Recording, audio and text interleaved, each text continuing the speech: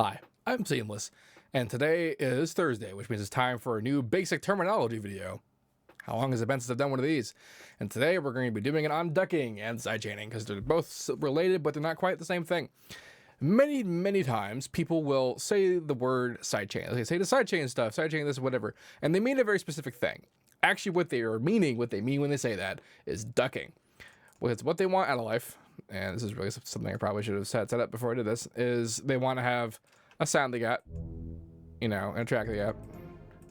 Yeah, chord, I don't know what that is. The best. They got a sound, and they want to create sort of, they want to essentially put like the sucking, breathing feeling, two stupid words I've heard used to describe it, but honestly, I guess I can't do better. And it create kind of this business.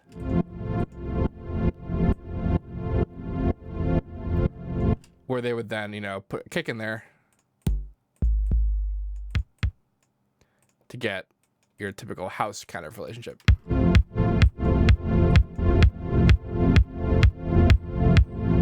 That's what they mean when they say sidechaining. That's kind of the result they want. But notice that the way that I did that there was with volume automation. And that's actually the way that I tend personally to do it now. And what I've done here, the literal term for it is ducking, which makes sense because we're ducking the level for it to fit something else. And that's entirely what it's for. That's sort of what that particular concept has been for since forever. However, then what does the word sidechaining mean? And a lot of people say it. Well, sidechaining is a method by which you can accomplish ducking.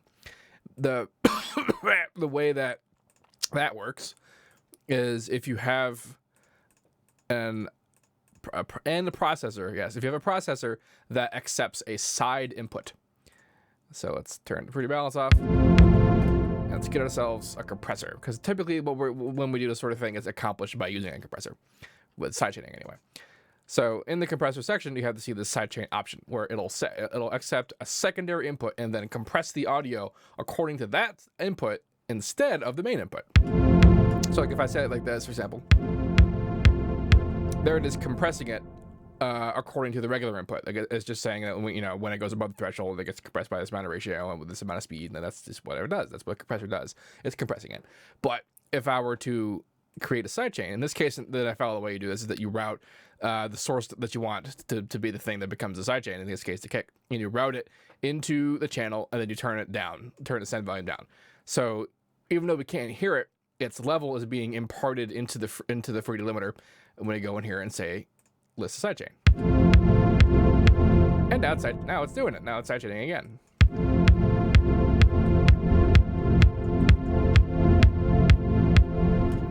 So this is literally sidechaining, and we're utilizing sidechain to accomplish ducking, because we are actually still just ducking.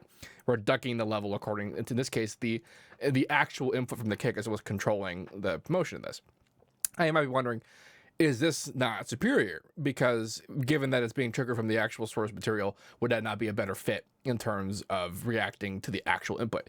And it would be if our goal was to do it transparently. And what I mean by that is that if we wanted to essentially only duck for when the kick actually happens and then not duck anywhere else.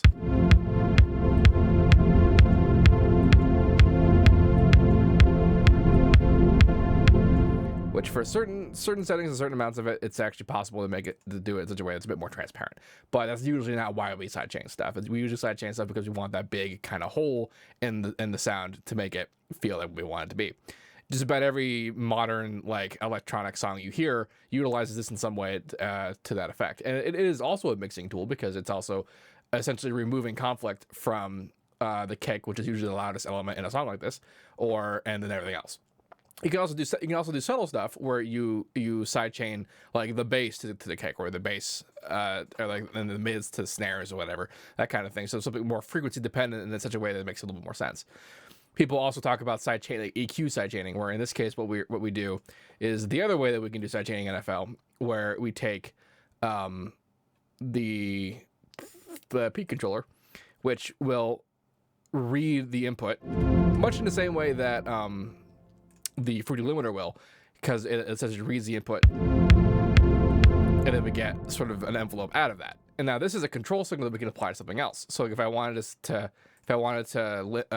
sidechain only the base of this signal, I could come in here and say link the controller and pick the peak from the peak controller. Notice, however, is doing the exact opposite of what we want to do, and that's because what comes out of here and what comes over here is a literal translation of the actual motion here. So what we want to do is set the bass to be kind of where it is, and then set the volume to be negative.